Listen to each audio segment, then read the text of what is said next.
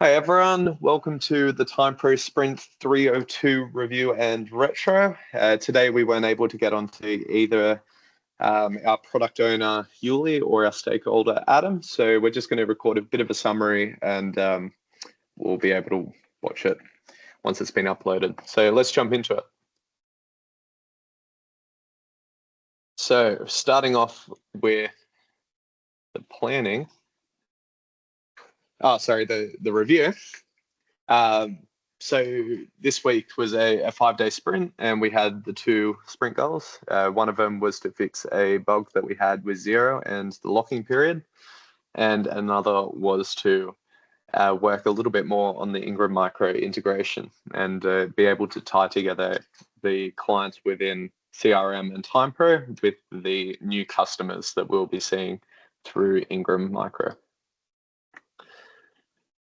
Suggested timesheet usage. So Sam and JK have spent a little bit of time here revising the metrics that we're pulling from this, and we're able to see that we have been having a little bit of an increase in active users for suggested timesheets. So we've seen an increase of about 6%, and the adoption rate has been still about the same for the active users in terms of how many suggested timesheets they're actually producing. Alrighty, moving down, we can see the people that were active in this sprint. It was mainly JK, Sam, and myself, and we've had Jeffrey just joining in at the start of this week. Alrighty, looking at the sprint backlog, we can see that we were able to complete the majority of the sprint, which is great. There was a number of bugs that were pulled into the sprint. A lot of them surrounding CRM and Zero integrations, but we've been able to get on top of those and push out all of those code changes into production this morning. We've also been able to progress a little bit more with the IM integration. As I mentioned before, being able to tie the clients that we're handling with the ones in Ingram Micro. Cool, and there's also a couple of other little changes down there. As I mentioned, JK and Sam had a bit of a look into the suggested timesheet metrics. Sam's also been able to update some of the scripts that we've got for the project to be Mac friendly, and we've got other UI changes, such as Joffrey's one here, where we're able to fix the UI to make sure that the font size is consistent across the homepage and the rest of the application. Cool. Alrighty. Moving down, we can see that the burn down trend is great. We're ending just where we want to this sprint, which is amazing. Congrats to the team. In terms of code coverage, it stayed just about the same. We've added one more test to the back end this week. However, all of the front end metrics are all the same. Pipeline health and duration.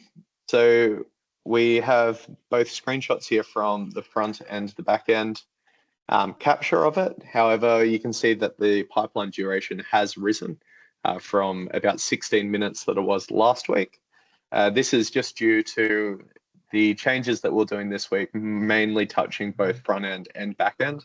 So together it's sort of summed in to create an average of about 31 minutes.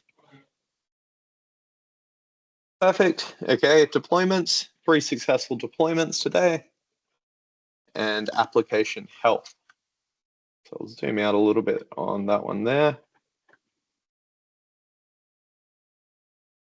So as we can see, we've got our failed requests down this week, which is great. It's down to 450 from just shy of 1,500. And these exceptions are mainly just a result of the bot that's been spamming TimePro for quite a while now. Moving on to the product roadmap. So the main thing to call out here is a little bit of progress that we've had in the IM integration. We've also can see a couple of other little bits of movement in some of the other epics, but this is just because JK has been going through and trying to refine some of the backlog and tie PBIs into these different epics.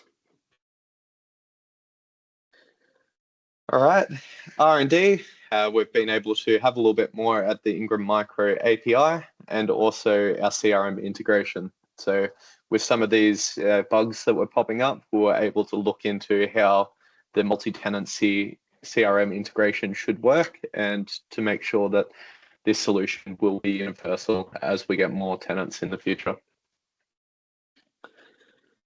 Sprint Retro, what went well? We've had amazing progress this sprint. We've got Jeffrey back, lots of CRM improvements, which will benefit particularly John using the SSW EU tenant. JK, again, we finished a lot of stuff. We were able to fix several undetected CRM appointment bugs. Jeffrey, perfect sprint, near perfect sprint, with a lot of the PBIs plus the burn down following an ideal trend. Sam, he was also happy with the responsiveness of the team, allowing him to overcome any blockers. What didn't go so well, several epics still aren't complete in terms of planning, creating PBIs and estimation, which leads on to the improvements for next sprint. So we need to add a weekly backlog refinement meeting. So I've already discussed this with Yuli, and next week we'll spend a little bit of time trying to cut back on the backlog and either cull PBIs which are no longer relevant or refine them to a point where we can start to action them as part of our weekly sprints. Additionally, the IAM PBIs, these need to be refined a little bit more to be able to make better progress in our week-to-week sprints. Alrighty, if anyone doesn't have any other comments on that, we'll jump over to planning. Alrighty, so this is another 5-day sprint, and we've set 2 goals for the sprint this week. One of them to fix up some of the bugs in the calculation of totals in the invoice table for client details, and also to progress a little bit more in the IAM integration. So as we can see here, we're a little bit lower than the capacity this week, but we've left a little bit of a buffer just in case some of these IAM integration PBIs do grow to be a little bit bigger than the anticipated 8 effort.